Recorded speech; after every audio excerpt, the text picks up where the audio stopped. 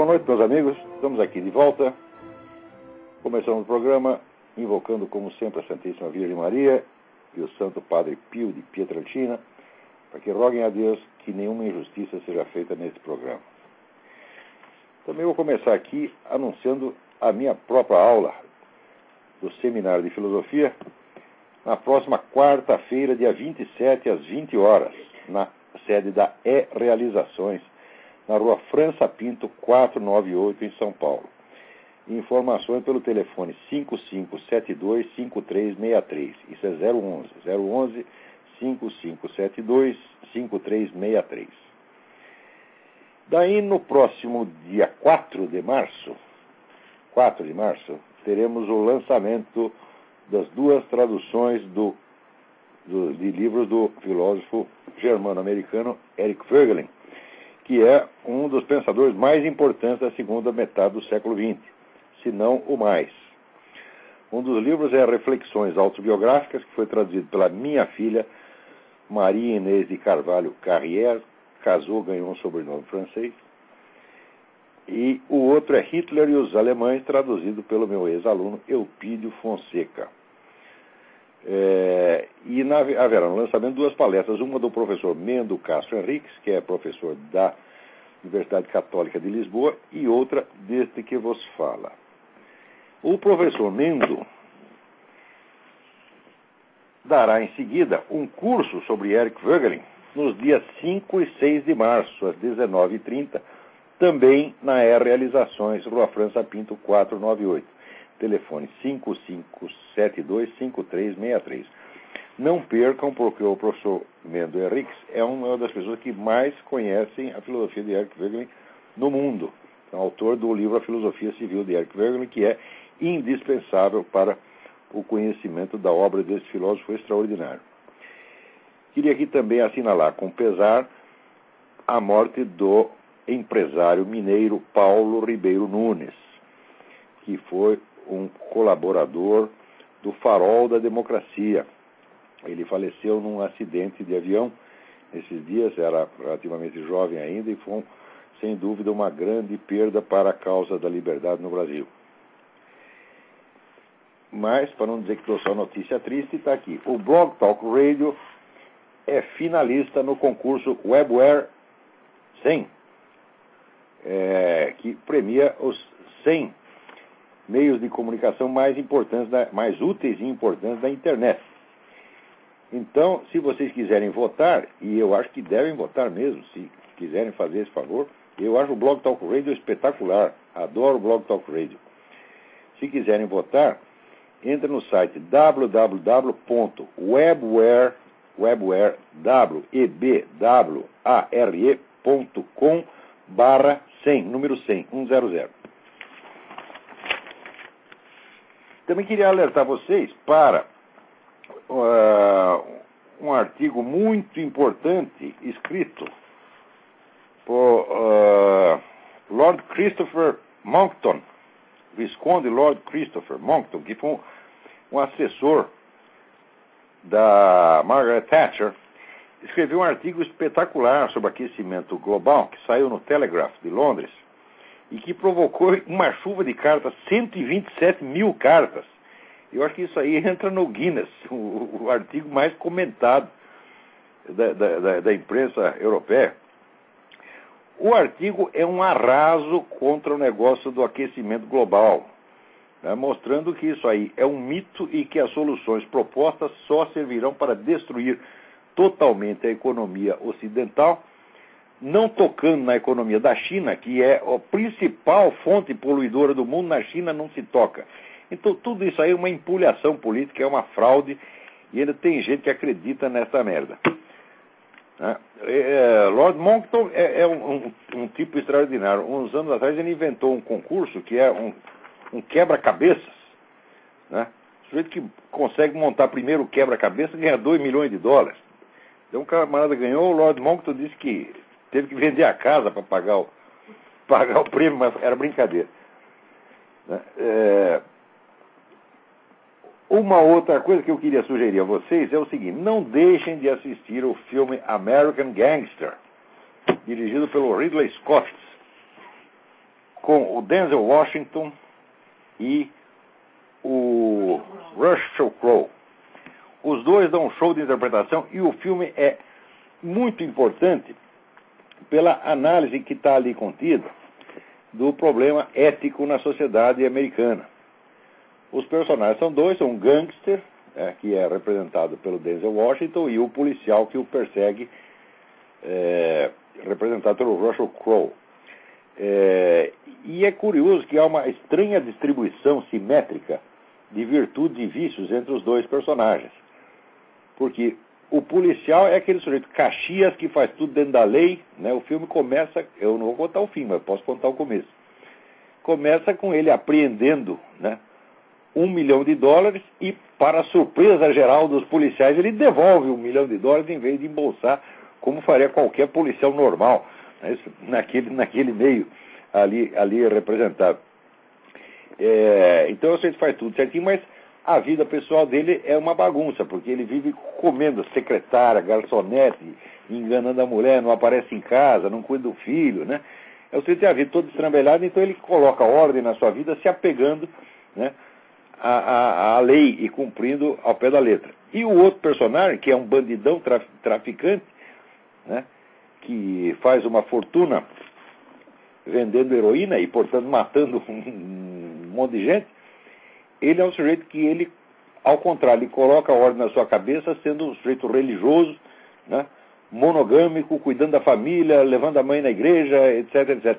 Então, são as duas virtudes que não estão conseguindo, duas virtudes essenciais, a virtude da ordem cultural, moral, religiosa, e a virtude cívica, não conseguem juntar. Eu achei fabuloso isso aí, sobretudo porque o diretor do filme, ele não é americano, é inglês. Ridley Scott é inglês.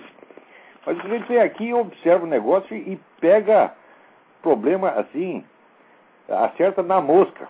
Negócio incrível mesmo, não deixa de assistir esse filme, né?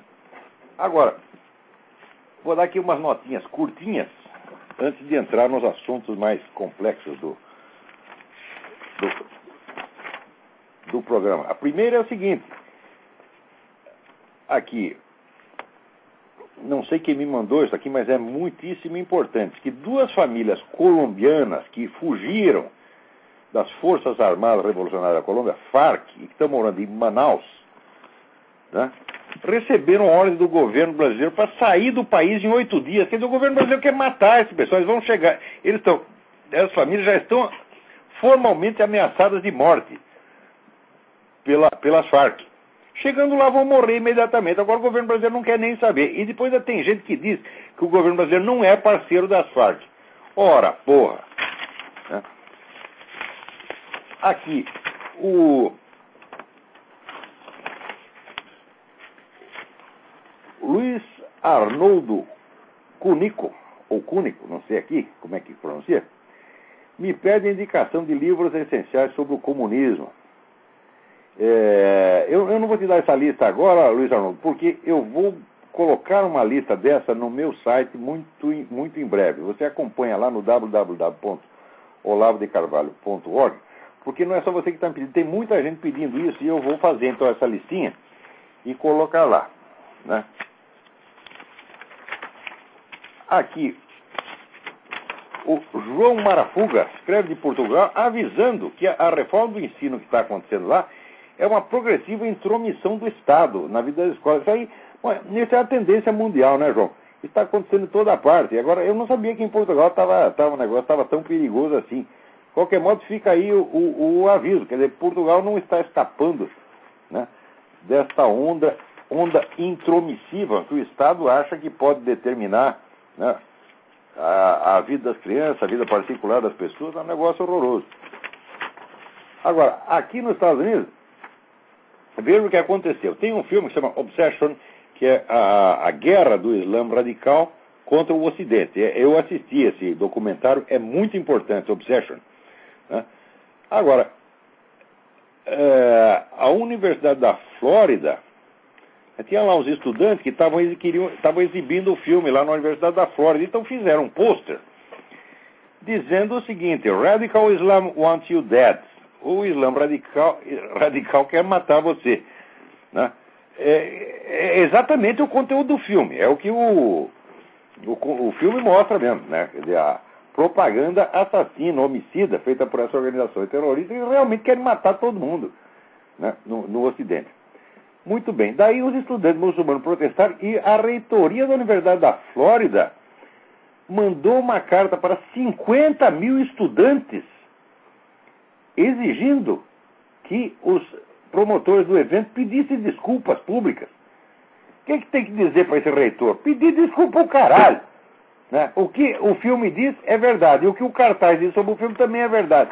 Ninguém não se pede desculpa por dizer a verdade. Né? Aqui, o Luiz Alberto Pepino, né, que é uma boa notícia. Estou distribuindo seus programas na minha cidade e arrumei uma dor de cabeça. Às terças-feiras aparece um monte de colegas e amigos me pedindo o último programa. Claro, já gravado em CD. Isso às 8 horas da manhã. Mas faço com carinho, é lógico. Muito obrigado, Luiz Alberto. Muito gentil da sua parte. Daí diz ele, fico feliz ao ver as pessoas que pouco acesso ou nenhum tiveram aos pensamentos e argumentos tão sólidos como os seus, podendo desfrutar tão facilmente dos mesmos. Outro dia um cliente me falou o seguinte, aspas, concluiu o curso de Ciências Políticas no ano passado, sendo que ele foi todo calcado em cima das teorias do Norberto Bobbio. Daí vem esse tal de Olavo de Carvalho e destrói tudo. Ainda bem, vou reler tudo e tentar repensar tudo com prazer. Então, eu não sei o nome do cliente que disse isso, mas é um rapaz inteligente, está prestando atenção. O Norberto Bobbio, a única coisa que tem de errado no nome nele é o I do nome. Você tira o I, fica certo. Né? Esse Bobbio é um bobão mesmo. Né? É o homem que inventou o negócio da democracia estendida. Né? A democracia é um negócio que se você estende, você acaba com ela. E ele sabe, bom, acho que ele sabe isso. Eu não sei se ele é bobo ou se é esperto demais, e o bobo somos nós. Né? Agora, aqui, a Joana Dark me manda aqui um e-mail mostrando que já tem uma organização do MST, Friends of the MST, operando aqui nos Estados Unidos. Olha aí. E depois fico se queixando que falta dinheiro. Né? Já tem aqui uma ONG lançando a campanha internacional contra a criminalização do MST. O MST não precisa ser criminalizado. Ele já é criminoso. Primeiro que ele não existe legalmente e recebe dinheiro do governo. Quer dizer, como é que uma entidade inexistente pega dinheiro do governo? Né? Em segundo lugar, que o MST vive de tomar a terra dos outros e não plantar merda nenhuma. E daí leva prejuízo. É claro, ele mesmo provoca o prejuízo. E daí pede mais dinheiro, exige mais dinheiro, mais dinheiro, mais dinheiro, mais dinheiro, mais dinheiro. Quer dizer, essa é uma entidade extorsionária. Então não precisa ser criminalizado, porque já é criminosa. Agora, da onde, se tão ruim assim, tanto dinheiro do governo brasileiro, como é que tem dinheiro para botar gente aqui trabalhando para vocês, porra? E sem contar quem está trabalhando é pro PT, essa turma que faz campanha aí para soltar aqueles espiões cubanos que estão presos aqui. Quer dizer, esse pessoal da esquerda aqui, nada em dinheiro, né? Um negócio impressionante. E quando falta não ter outra fonte, você vai lá e pede pro Jorge Soros, que é infalível. Chega lá, seu Jorge Soros, eu inventei aqui, né? Uma organização comunista, anarquista, qualquer merdista, tá entendendo? Se for para fazer merda, você vai lá e pede dinheiro pro Jorge Soros, é infalível. Né? Aqui, o doutor Daniel Ponte me comunica que ele está lá fazendo uma denúncia importante sobre corrupção existente no IML, Instituto Médico Legal do Rio de Janeiro, e que está sofrendo perseguições por causa disso. Dei uma olhada lá. Ele diz o seguinte, você digitando no Google Daniel Ponte IML, sem ponto, Daniel Ponte IML, está toda lá a documentação da putaria que está acontecendo lá no IML. Eita, nossa. Mas no Brasil é assim, você começou a denunciar o negócio certo, você cumpre o seu dever, você começa a se ferrar. Quer ver como é que é o negócio? Aqui. A Estela Caim, minha amiga Estela Caim do Rio de Janeiro, me conta aqui uma história assombrosa. A pediatra Clara Takaki Brandão havia, né, criado um tempo atrás um composto de farelo de arroz e trigo, folha de mandioca, semente de abóbora, gergelim, etc., chamado multimistura. Isso aí estava sendo distribuído, né, para a rede de escolas públicas. E isso aí estava salvando vidas, milhares de vidas de crianças que não tinham o que comer, está lá multimistura. Eu vi fotografia, a menina que nasceu parecia um palito de fósforo, né? Alimentado com a multimistura, estava ali com 3 anos, estava gordinha, né? E que agora o governo suspendeu esse negócio da multimistura e vai comprar produtos muito mais caros de empresas estrangeiras. Aqui, decisão do aquele seu ministro Zé Gomes, temporão, Zé Gomes prematuro, né? Aqui, ministro, eu tenho uma mensagem para o senhor. Sabe qual é a mensagem? Vai tomar no cu, vai tomar no olho do seu cu. Tá certo? Porque uma coisa dessa não se faz, isso é cachorrada. Isso é uma coisa que o senhor está fazendo contra o seu país. Essa mulher não fez isso para tirar vantagem, tá certo? É uma pessoa séria, humilde, está trabalhando pelo Brasil, é uma pessoa patriota, e vai você lá e coloca o negócio para comprar coisa da Nestlé. Não tenho nada contra a Nestlé, não tenho nada contra empresa nenhuma, mas acontece o seguinte, você tem obrigação de, se é para gastar dinheiro do público, você comprar o melhor e o mais barato. Esses outros produtos que você está comprando não têm as propriedades da multimistura, não atendem os requisitos dela. E você está pagando mais caro, você está gastando mais para comprar menos, com o dinheiro dos brasileiros. Inclusive o meu.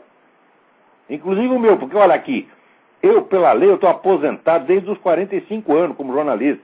Jornalista aposenta com 25 anos de trabalho. Eu comecei, na verdade, com 18, descontando 2, que eu dou de graça. Me aposentei ali aos 45. Tá certo? Mas nunca fui buscar esse dinheiro.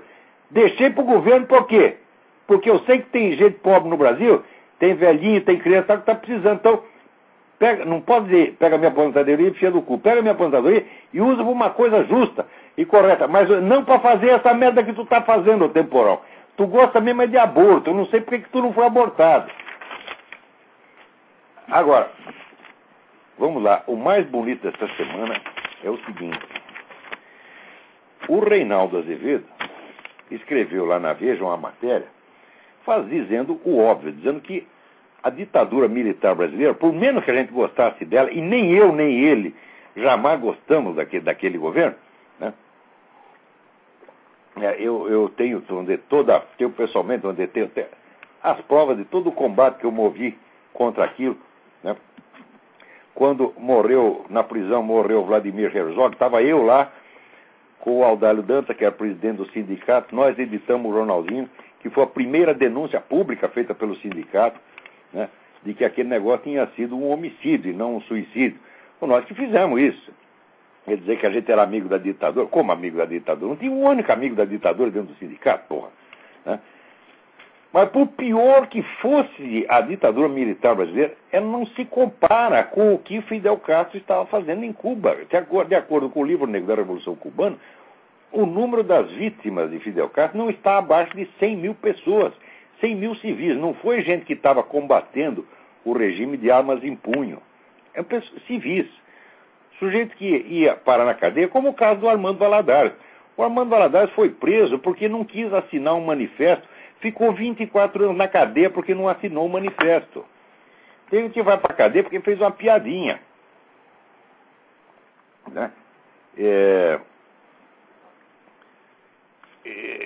Então, não tem comparação entre o que aconteceu no Brasil, porque no Brasil morreram umas centenas de pessoas, 3 ou 4 centenas de pessoas, que na quase totalidade eram terroristas armados. A maior parte deles foi morto em combate. Teve gente que morreu na cadeia. Você não precisa contar isso para mim, porque eu mesmo denunciei o caso do Herzog. Tá certo? E é claro que esses crimes que foram cometidos têm que ser investigados e ser punidos. Aí mesmo, isso é a coisa mais óbvia do mundo. Quer dizer, se um prisioneiro, o sujeito que está na cadeia, ele está sob a guarda do Estado. O Estado é responsável por ele. Não pode bater no sujeito, não pode muito menos matar. Quer dizer, os que fizeram isso têm que ser punidos. Agora, não são tantos, não. A maior parte deles morreu tudo em combate. Agora, o pessoal fala, morreu uma vez, né, aquele cretino daquele Quartim de Moraes, né, Quartim, Banheirinho, Salim, né, de Moraes, né, Cozinhim, né, de Moraes. Falar dos caras que deu lá uma lista, diz que os caras que foram denunciados junto com ele por causa da morte do Capitão Xande, morreram nos porões da ditadura. Eu fui ver, né, um morreu na guerrilha, o outro morreu num tiroteio em casa, o outro morreu de velho, o outro não morreu. Tá certo? Eram 7 pessoas, tá?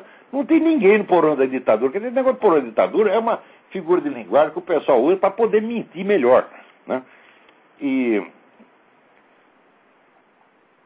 Então, Primeiro, esses números que eles colocam de vítimas da ditadura é altamente exagerado. Eu mesmo já tive a ocasião, todos os casos, presta atenção, todos os casos que eu fui investigado, de gente que eles diziam que a ditadura tinha matado, com exceção do Herzog, eu descobri que era tudo furado.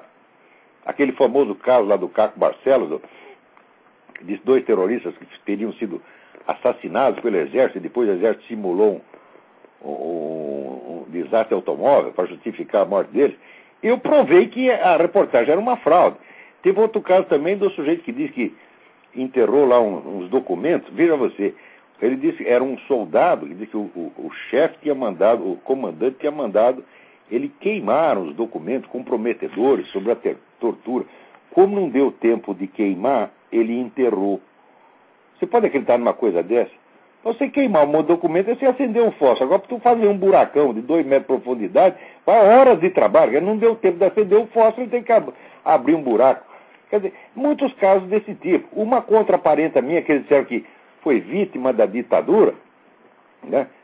Eu sei que a mulher morreu de velha na Suécia, pô. Quer dizer, não foi morta pela ditadura, no entanto, ela está em tudo quanto é lista. Então, esse número também já é altamente duvidoso, né? Mas, mesmo assim, não... Na pior das hipóteses, não passou de 400 pessoas, nenhum inocente. Era tudo terrorista armado ou colaborador direto de organização terrorista. Daí o Reinaldo Azevedo diz, olha, não tem comparação entre a violência e a crueldade que teve na ditadura brasileira e o que fez o Fidel Castro. Tá certo? Bom, daí um monte de canalha, de mentiroso, vagabundo, começou a escrever lá para a Veja. A gente sabe como é esse negócio. Isso aí é reação em cadeia. Quer dizer, o Comitê Central manda e a putada toda começa a escrever carta para fazer de conta que o público anônimo está contra. Anônimo coisa nenhuma. Isso aí é tudo dirigido, tudo isso é orquestrado. Eu sei como funciona essas coisas. Já fui vítima disso. Começa todo mundo lá a escrever para a Veja pedindo o quê? Pedindo a cabeça do Reinaldo Azevedo. O argumento deles é esse.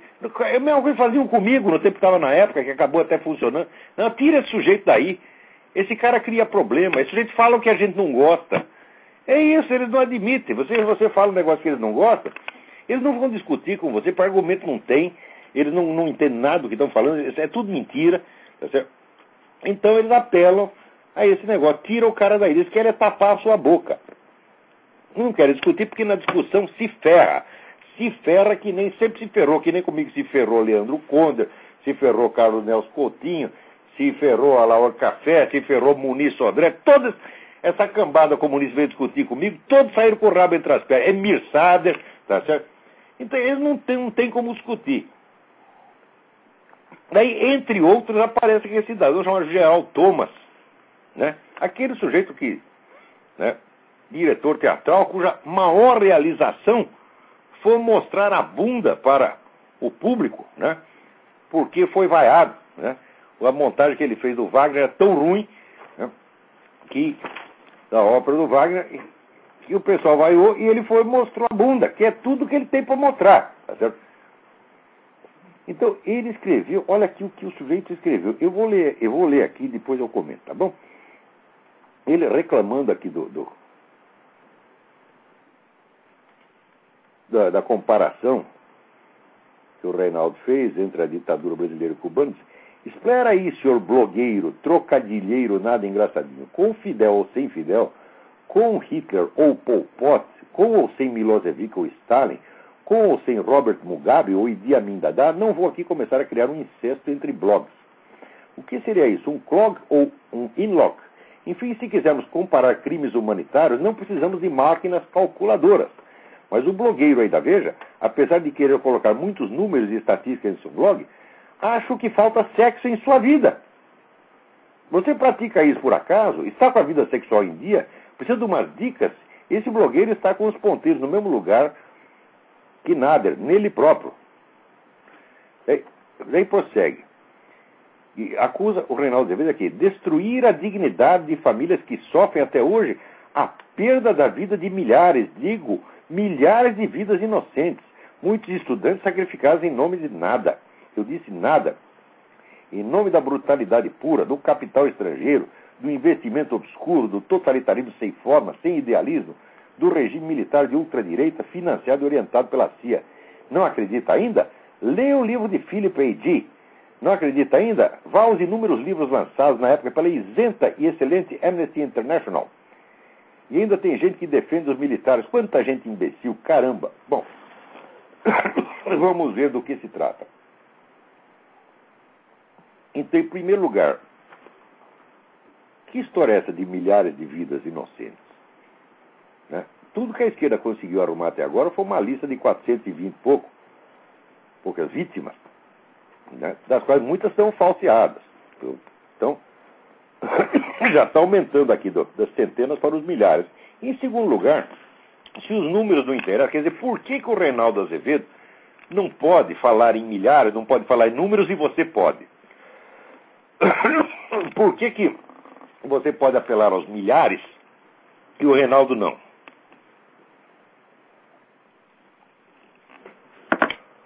Por que falar em número é feio para um lado e para o outro é bonito?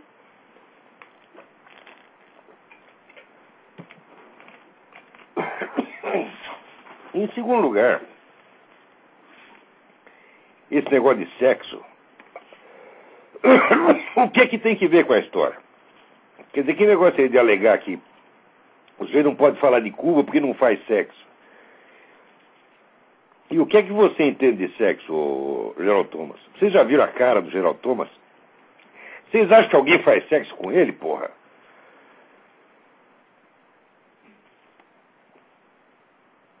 Quer dizer, o sujeito ele está tão necessitado de sexo que tem que mostrar a bunda para um teatro inteiro. E mesmo assim, não acredito que ninguém foi lá comer ele, não. Né? Eu acho que uma pessoa para transar com o Gerald Thomas, seja para comê-lo, seja para ser comido por ele, precisa estar muito mal da cabeça. Olhe bem para a cara dele e vê se um sujeito desse pode falar da vida sexual alheia, mesmo que fosse pertinente. Agora, o argumento dele é maravilhoso, quer dizer, apesar de querer colocar muitos números e estatísticas em seu blog, acha que falta sexo em sua vida. Quer dizer, como é que pode o sujeito usar esse tipo de argumento? Agora, o mais bonito aqui é que ele cita como fonte de que o regime militar de ultradireita foi financiado e orientado pela CIA o livro do Philip A. Dick. Philip A. Dick não sei trabalhar para a CIA e que depois confessou que tinha sido sempre comunista, vive em Cuba e trabalha para o Serviço Secreto de Cuba. Olha a confiabilidade do nego. É o cara que realmente se vendeu para Cuba e hoje está lá ganhando dinheiro. Inclusive, ele promovia uns dessas excursões turístico-publicitárias para Cuba, até o Philip A. Dick por trás disso. O sujeito também era propagandista de Cuba. É o sujeito mais desmoralizado que tem. Agora, no Brasil ainda tem gente que acredita em Philip A. Dick, passado mais de 30 anos, depois que o negro já foi desmoralizado. Essa coisa também de que o regime foi financiado e orientado pela CIA, aonde você tirou isso? A única prova que mostraram até agora de que o governo americano interferiu no golpe 64 foi a carta do embaixador Lincoln Gordon para o presidente Johnson, carta datada do dia 31 de março, em que o Lincoln Gordon diz o seguinte: senhor presidente, os caras aqui estão dando um golpe, nós precisamos fazer alguma coisa. Ora, se depois do golpe em marcha o embaixador está avisando o presidente americano dizendo que precisa fazer alguma coisa, que raio de preparação é essa? Como é que o Lincoln Gordon poderia estar avisando o presidente de uma coisa que está acontecendo se eles mesmos já tinham preparado a coisa? É inteiramente absurdo. Quer dizer, esse documento prova que a embaixada americana acompanhou a preparação do golpe, mas não participou em nada. E os caras usam isso como prova do contrário. Quer dizer, isso é uma fraude. A gente mostra um documento que prova A, e ele diz que aquele documento prova B. Ele diz isso confiando que você não vai ler o documento, mas eu leio sim. Eu li essa correspondência e sei que ela prova o contrário do que ele está falando, só que querendo prestar atenção. Agora, sempre tem aí um Gerald Thomas, né, para falar isso como se fosse uma coisa certa. Porque essa é a velha técnica da propaganda que ele diz. Você lança uma mentira, depois você usa essa mentira como prova da segunda mentira, e a segunda como prova da terceira, e daí você vai criando uma cadeia de mentiras, né, que dá a impressão que está tudo provado. É uma coisa, uma mentira fica como fundamento da outra, fundamento da outra, da outra, da outra, da outra, e aí, quando chega um leitor desavisado, que não acompanhou a série inteira, imagina que aquilo está tudo provado mesmo. No Brasil, o número de pessoas que acreditam que a CIA deu o golpe em 64 é uma monstruosidade. Por quê? Porque isso é repetido no sistema de ensino inteiro, é repetido na mídia. Quando você diz prova, o nego mostra lá a carta do Lincoln Gordon, dizendo, aí. Daí você lê e fala, peraí, mas o que o Lincoln Gordon está falando é que o governo americano precisaria fazer alguma coisa depois do golpe já desencadeado. Tá certo? Quer dizer, isso aqui não prova preparação nenhuma, ao contrário, prova que os Estados Unidos só entraram na conversa depois do golpe já em andamento. E além disso, aquele golpe foi uma operação muito simples. Já que precisa da CIA para ajudar a fazer aquilo, quer dizer, o general Mourão Filho juntou lá uma tropa em Minas Gerais e desceu para o Rio de Janeiro. Quando o João Goulart ficou sabendo disso, já saiu correndo. Quer dizer, será que precisa a CIA para orientar um negócio desse? Ora, porra, isso é fazer pouco da inteligência alheia. Né? A mesma coisa aqui. Né? Não pode mexer com o Fidel Castro, aparece logo um monte de viúva, eles ficam assim, elas ficam tão enfesadas, ficam tão brabas, e começam a chamar os outros de fascista, nazista, filho da puta, tudo. Eles ficam bravos demais. Aqui aparece o tal do Minhocarta. Minhocarta, sabe aquele sujeito da Carta Capital? Né? Olha aqui. Ele também insiste nesse negócio. O embaixador Lincoln Gordon foi o sujeito que fez a Revolução de 74. Daí você pede prova, ele mostra a mesma carta do Lincoln Gordon. Ô Minhocarta, puta merda, vai ser mentiroso na casa do caralho, porra. Quer dizer, vocês usam o prestígio da sua própria mentira infinitamente repetida, baseada num documento que prova o contrário. Quer dizer, você esconde o documento para ninguém ver. Né? E quando mostra o documento, mostra rapidinho para ninguém ler. Porque se ler, vai descobrir que ele diz o contrário do que está falando. Agora, o mais bonito é também a mesma coisa de você esculhambar com o regime militar. O regime militar foi péssimo em tudo, mas no ponto de vista da economia, ninguém pode dizer isso. Agora, diz aqui o Minhocarta, a ditadura foi de tal modo medíocre nos conteúdos e daninha nos resultados, ao contrário de Fidel, personagem histórico imponente, uma das maiores do século passado. Olha, a obra do Fidel é 0. Porque quando aparece esse negócio dizendo, olha, em Cuba não tem analfabeto, eu digo, no tempo do Batista já não tinha. Né? Cuba tem uma excelente assistência médica, no tempo do Batista já tinha. Tá certo? Cuba era a quarta economia do continente. Passou para o 28º lugar, porra. 20º, não, estou mentindo. 22º. Passou para o 22º lugar. Quer dizer, essa é a obra. Agora, durante a ditadura militar, o Brasil, que era a 40ª economia do mundo, passou para o 8º lugar. O crescimento econômico, só durante o governo Médici, tirou da miséria, tirou da marginalidade econômica, no mínimo 30 milhões de brasileiros. Quer dizer, isso foi a maior obra social da história da América Latina, seu bosta. Tá certo? Minhocarta, você é um bosta mesmo. Quer dizer, eu não te respeito como jornalista, eu acho você um merda, eu acho que você não sabe escrever, você escreve todo enrolado, esse negócio barroco, ridículo, você tá entendendo? E eu acho que você desensinou toda uma geração de jornalistas a escrever, tá certo? Foi você que inventou a Veja. Só que a Veja é um sucesso. Só que é o seguinte, Minhocarta. No seu tempo, a Veja deu prejuízo durante 10 anos. Não é isso? Você só consegue fazer prejuízo. Se é bom para entrar nas empresas, apresenta lá um projeto mirabolante que dá um prejuízo filha da mãe, daí você sai e faz a mesma coisa em outra empresa. Você é um incompetente. Você é um fracassado, Minhocarta. Fracassado. É assim, a sua carreira no jornalismo é saída de leão, chegada de cão. Você está entendendo? Agora está fazendo essa merdinha da Carta Capital. Quando eu era jovem, rapaz, você era o estrelo. Você era o homem da Veja, você era o homem do Jornal da Tarde. Aqueles projetos tudo incríveis. Só que é o seguinte, dá tudo prejuízo, tudo dá para trás. Essa pedaço da história não contava. Depois eu não sei quem foi que salvou a Veja. Alguém teve que ir lá e salvar a Veja, que hoje é uma grande revista. Não no seu tempo, era uma revista de bosta quando foi lançada. Né?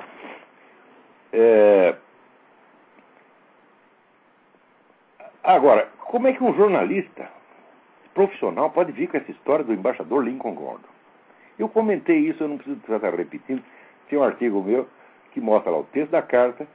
Vocês leiam o texto e vê se isso aí prova o que as pessoas estão dizendo que prova. Eles são tão cínicos que eles pegam a prova do contrário e exibem na sua cara.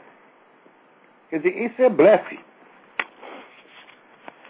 Agora, eu estou impressionadíssimo aqui, porque é o seguinte, a direita brasileira, a gente fala mal da esquerda porque só tem esquerda, né?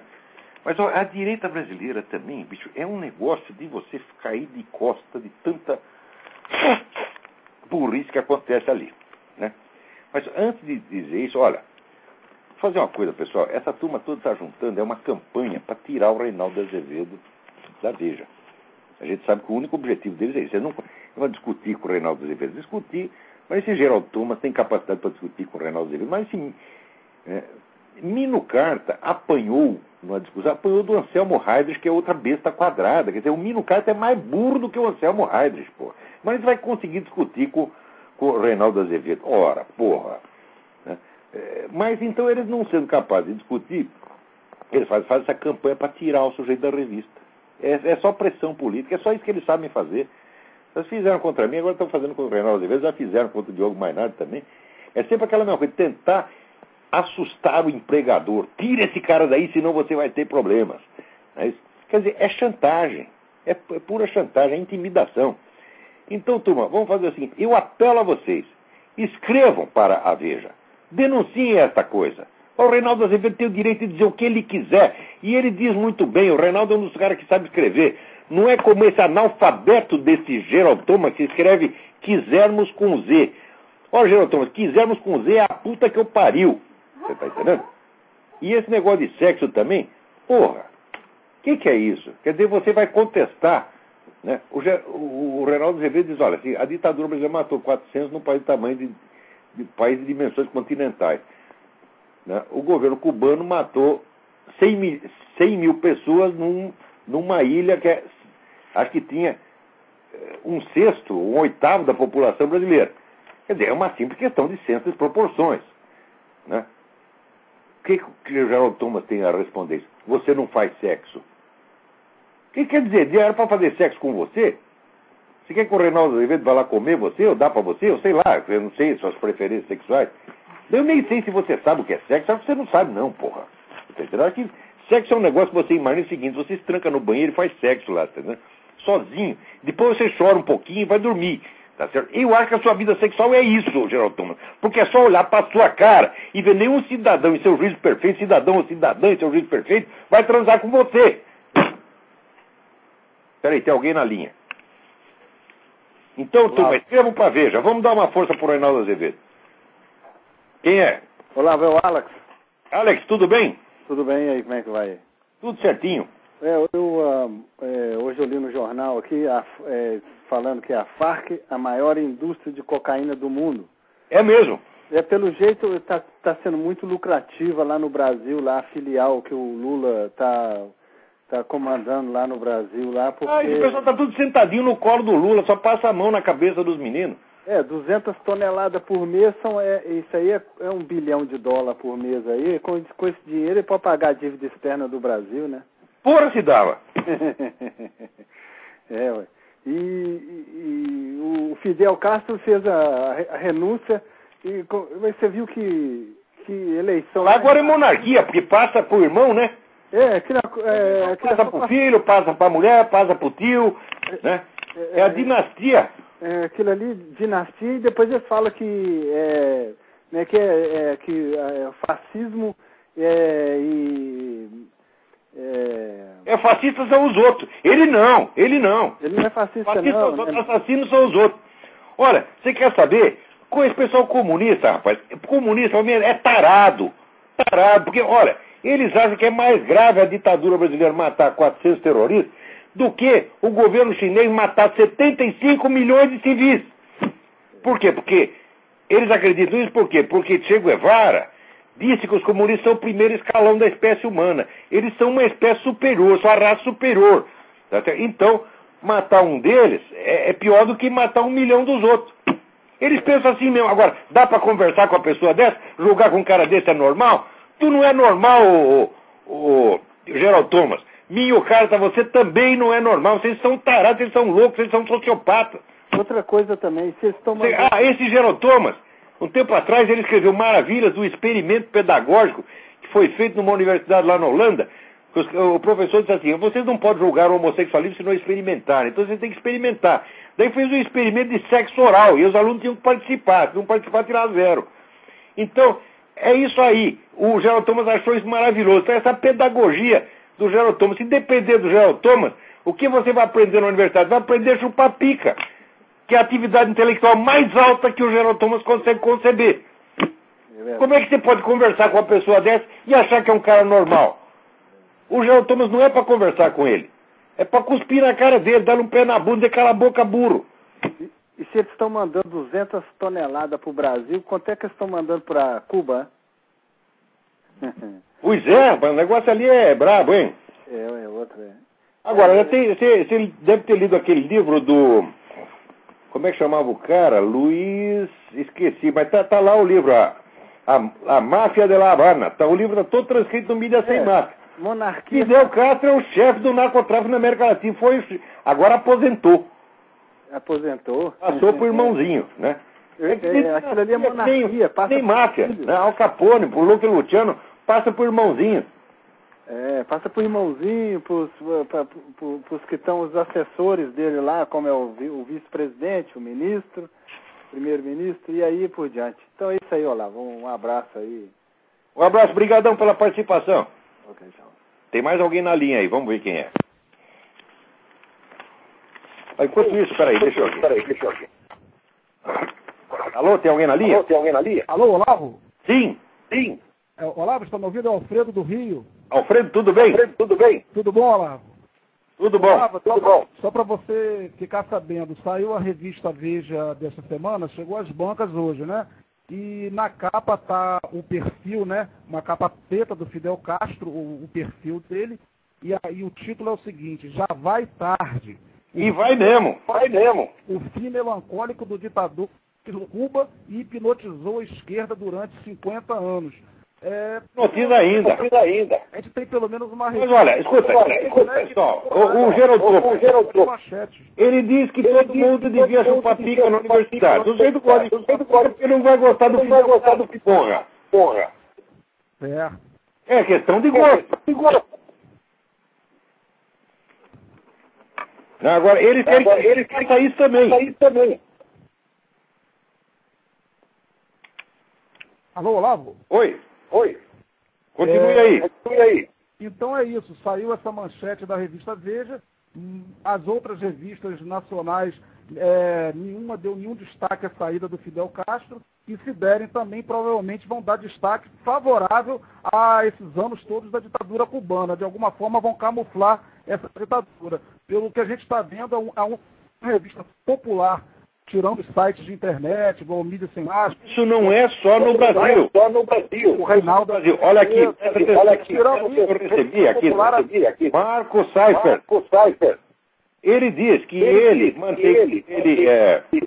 vem para o Brasil, aqui da Europa, e deixou a Suíça e foi morar no Brasil. Mas em contato com a Europa através da vida, debatendo em blogs, entre os quais o blog do Corriere della Sera, importantíssimo jornal italiano. E tem um correspondente, Rocco Controleu. E ele está lá, o Rocco Controleu sobre o negócio. Olha o que o desgraçado responde. Ele diz que ouviu falar de por anos atrás, a mídia não trata desse assunto, não é nada. Ô, Alfredo, apaga o seu computador aí, senão não vou falar. Ok, Olavo. Daí olha aqui, o correspondente do Correio da Série diz que o Foro de São Paulo não tem importância nenhuma. E depois, eu não acredito que o Lula tenha simpatia com as Farc. E olha aqui, não é questão de acreditar ou não. O Lula, como presidente do Foro de São Paulo, assinou lá o manifesto de apoio integral às Farc. Depois, recusou o pedido do governo da Bolívia para classificar as Farc como entidade terrorista. Então não é uma questão de a gente achar ou não achar. Isso é documento, ó, seu Rocco Controneu. Tu é uma besta quadrada. Como é que pode trabalhar num jornal como o Correio della Sera? Acontece que o mundo inteiro está cheio desses picaretas, vagabundos, incapazes, que estão lá para fazer propaganda política e mentir, esconder os fatos. Então não é só no Brasil, não. De qualquer modo, obrigado pelo aviso, Alfredo. Né? Agora, estava falando aqui, né, na direita, também, a direita brasileira também pode concorrer ao prêmio imbecil coletivo. Aqui não dá para concorrer porque a quantidade é pequena. Tá certo? Se comparar o número que você está falando besteira na direita e com a esquerda, é 1 para 1000, tá certo? Mas o progresso tudo pode, né? Com o tempo a direita brasileira vai crescer e vai multiplicar também e vai poder concorrer ao imbecil coletivo. O sujeito que eu sempre respeitei, a frente eleitoral, é o Ali Camel. Mas agora o Ali Camel escreveu 2 artigos falando maravilhas do Barack Obama. Diz que a eleição do Barack Obama seria um salto civilizatório maravilhoso. Né? O sujeito não sabe nada o que é Barack Obama. O que ele sabe? Ele diz isso baseado nos 2 livros do Barack Obama, porque o Barack Obama fala maravilha de si mesmo. Então o Barack Obama vai lá e ele faz exatamente o jogo do Carter. Ele posa do sujeito equilibrado, moderado, bonzinho, mas a mesma coisa. Agora, quando você... Um político, ou Ali Camel, eu vou ter que te ensinar, pô. Não se compreende um político pelo que ele diz. Tá certo? Mas pelas conexões reais que ele tem. Ele está ligado a quem? Quem dá dinheiro para ele? Quais são as alianças reais que ele tem? Quer dizer, interessa o que o político faz, a ação real. Não é as palavras, sobretudo escrito num livro. Um cara que escreve um livro de memória aos 40 anos só pode ser picareta, porque memória é coisa para 80. Então, quando o cara está na hora da morte, ele conta a vida dele de verdade. Mas aos 40 é propaganda. Mas esses 2 livros são parte integrante da campanha do Barack Obama. Não é para acreditar, não. Olha aqui. O Barack Obama vivia citando, né, um tal de Frank, que teria sido amigo dele, e que foi o guru dele, né, no tempo do Havaí. Sabe quem era o tal do Frank? Né, que era o mentor dele. Frank Marshall Davis, que era membro do Partido Comunista dos Estados Unidos. O Partido Moscovita. Né?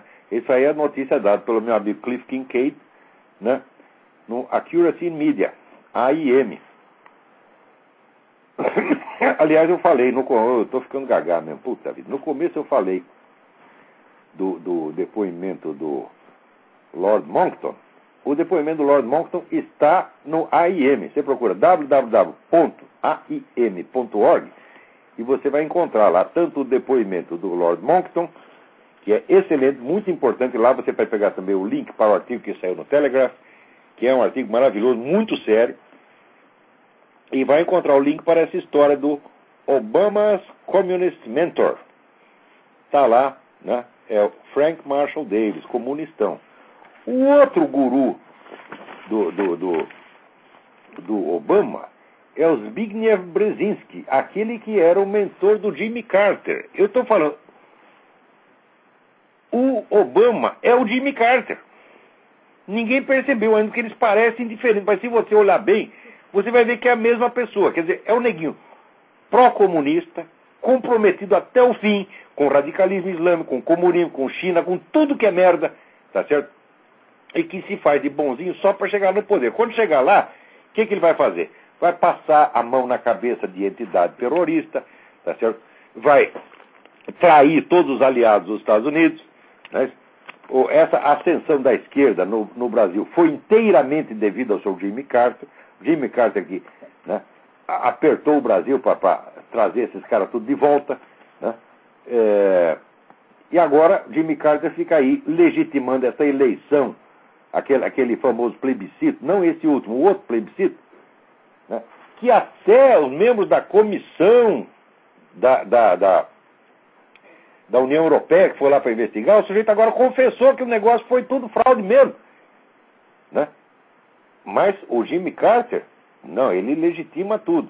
Fidel Castro, não pode tocar no Fidel Castro. O problema do Fidel Castro é o embargo econômico. Eu acho gozado, porque antes da Revolução Cubana, o problema de Cuba não era o comércio com os Estados Unidos. Cuba sofria, estava na merda porque comerciava com os Estados Unidos. Aí parou o comércio. Está na merda porque parou o comércio com os Estados Unidos. O que vocês querem? O imperialismo atrapalha vocês pela sua presença ou pela sua ausência? O que vocês querem, afinal de contas? Quer dizer, todo mundo que berra contra o embargo comercial dos Estados Unidos, é um picareta, mas picareta. Aliás, outro dia eu li um artigo do Frei Beto, de 2005, em que ele se trai, porque ele fala do embargo, né? Esperneia contra o embargo, e no fim ele confessa que Cuba vive do dinheiro dos exilados que estão em Miami, que mandam dinheiro para lá. Quer dizer, o embargo significa o seguinte, que não sai dinheiro de Cuba para os Estados Unidos, não sai, mais entra. Então esse embargo não prejudica em coisíssima alguma. Né? Agora, o Obama, quer dizer, um dos mentores dele é um comunista, o outro é o Brzezinski, que é pró-comunista e que sempre foi o sujeito que foi a favor da política de apaziguar os inimigos dos Estados Unidos. Apaziguar significa o seguinte, fortalecer eles e sacanear com o próprio país. O Jimmy Carter foi o sujeito que saiu da presidência com 20% de popularidade. Foi o pior presidente americano de todos os tempos. Só será... O George Bush, no ponto mais baixo, tinha 34. Não dá para competir com o Jimmy Carter. Agora, o Obama vai ser um pouco pior. Veja, o Ali Camel está tão por fora que ele acredita no cristianismo do Obama. Ora, porque ele diz lá, o Obama se converteu ao cristianismo e frequenta a Trinity United Church em Chicago. Sabe o que é Trinity United Church? É a igreja africanista, promove cultura africana. Tá certo? É afrocentríaca. Tá certo? É isso que eles promovem lá. E nessa base aí, tá lá o Obama toda hora vai para o Quênia, né? Tem contato no Quênia. O ministro do Trinity, o reverendo Jeremiah Wright, é amigão, aliado do Louis Farrakhan. Sabe aquele que diz que tem que matar tudo quanto é judeu no mundo? Aí, é o amigo é o aliado do pastor da Trinity United Church. Pior ainda, tem mais coisa aqui. Né? O Obama tem um irmão que ainda vive no Quênia. Tá certo? Esse irmão é militante radical islâmico e suporta o grupo marxista lá da região, chefiado por um tal de Raila Odinga. Agora, você me dizer que esse sujeito é cristão? Que ele é moderado? Ora, que é isso ali, Camel? Vê se acorda. Uma vez eu aplaudi um artigo seu em que você corrigia, você criticava, né, várias ideias preconceituosas que corriam na mídia brasileira sobre o Islã. Eu achei aquele artigo maravilhoso, aplaudi publicamente. Por quê? Porque eu era estudioso do Islã, mas também não gostava de ver brasileiro falando besteira contra o Islã. Agora, uma coisa é a gente, vamos dizer, corrigir, né, calúnias, mentiras, difamações que correm contra uma religião. Outra coisa, tá certo? É você apoiar um sujeito que está ligado, vamos dizer, ao radicalismo islâmico, que está, vamos dizer, comprometido com o radical islâmico comunista por tudo quanto é lado, só porque o sujeito falou bonito na memória dele. Ô, Ali Camel, vê se acorda, porra. Né? Agora tem mais um telefonema aí. Alô, quem é? Alô, Olavo? Sim. É a Celina. Oi, Celina. Tudo jóia? Meu anjinho, tudo bom? Que saudade.